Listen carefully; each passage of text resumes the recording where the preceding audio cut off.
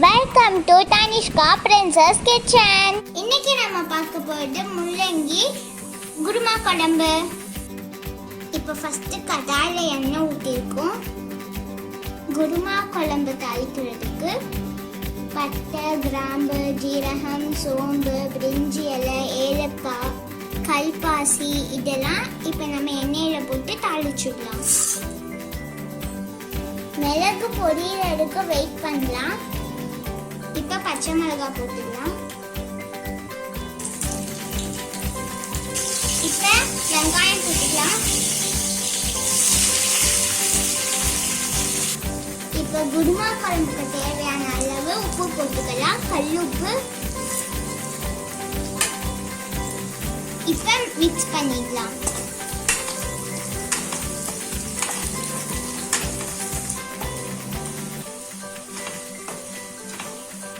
இப்போ வெங்காயம் வதங்கினதுக்கு அப்புறமா இஞ்சி பூண்டு பேஸ்ட் போட்டுடலாம். இப்போ மிக்ஸ் பண்ணிடலாம்.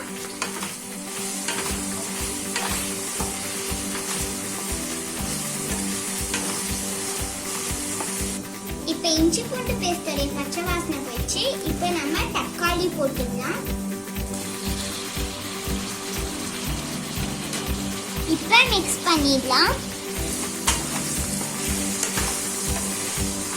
தக்காளி கொஞ்சம் சீக்கிரமா வதங்குறதுக்கு கொஞ்சம் மஞ்சள்தூள் போட்டுக்கலாம்.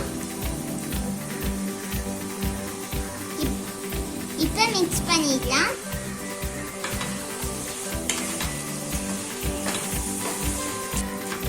வெங்காயம் தக்காளி நல்லா வதங்கி வரணும், அது வரைக்கும் வெயிட் பண்ணலாம். இப்போ வெங்காயம் தக்காளி நல்லா வதங்கினதுக்கு அப்புறமா முள்ளங்கி போட்டுடலாம்.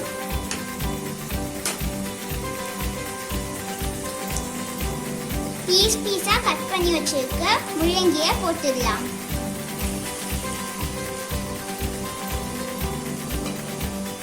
இப்போ மிக்ஸ் பண்ணிடலாம்.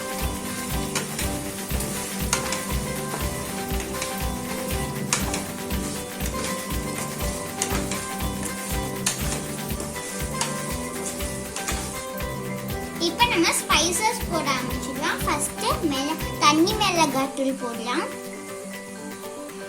இப்போ மல்லித்தூள், மஞ்சள்தூள் ஏற்கனவே தக்காளி வதக்கும் போதே போட்டோம், ஸோ இப்போ வேண்டாம். இப்போ நம்ம இதெல்லாம் மிக்ஸ் பண்ணிடலாம்.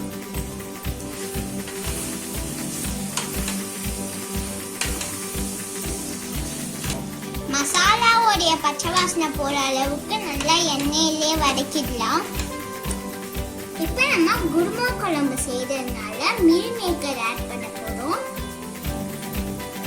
சுடு தண்ணியில 10 நிமிஷம் ஊற வச்சு தண்ணியை நல்லா புளிஞ்சிட்டு எடுத்துருக்கோம். இப்போ நம்ம இந்த மீல் மேக்கர்ஸை இதில் ஆட் பண்ணிக்கலாம்.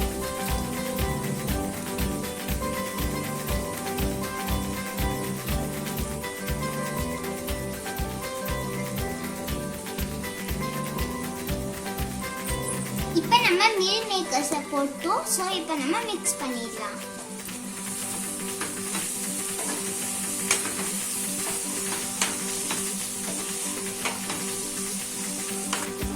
இப்போ நம்ம அரிசியை 2 times வாஷ் பண்ணிட்டு 3rd time எடுத்த தண்ணியை இதில் ஊற்றிடலாம்.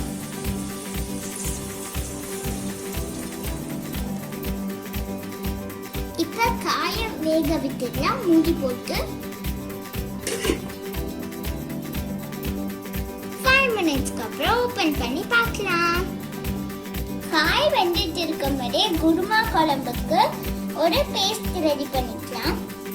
அதுக்கு தேங்காய், 1/2 ஸ்பூன் ஜீரகம், சோம்பு 1/2 ஸ்பூன், தண்ணீர ஊற வச்ச கசகசாவையும் இதுல போட்டு அரைச்சு எடுத்துக்கலாம். இப்போ 5 minutes ஆயிடுச்சு. இப்போ ஓபன் பண்ணி பார்க்கலாம்.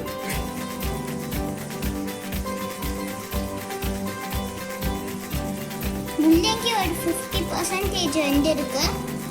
இப்போ நம்ம நெல்லிக்காய் அளவு புளியை கரைச்சி வச்சிருக்க புளி தண்ணியை இதில் ஊற்றிடலாம்.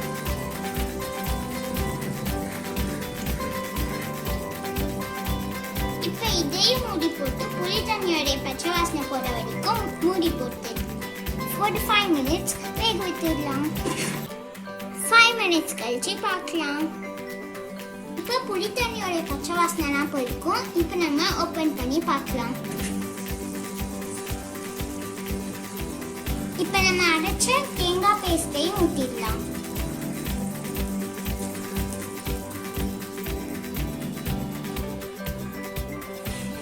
இப்போ இதே மூடி போட்டு தேங்காவோடைய பச்சை வாசனை போற வரைக்கும் கொதிக்க விட்டுடலாம். 5 minutes கழிச்சு பார்க்கலாம்.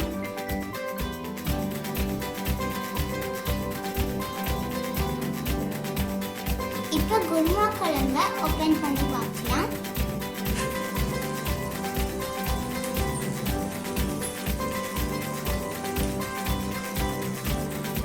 இப்போ கருவேப்பிலை கொத்தமல்லி தூவிடலாம்.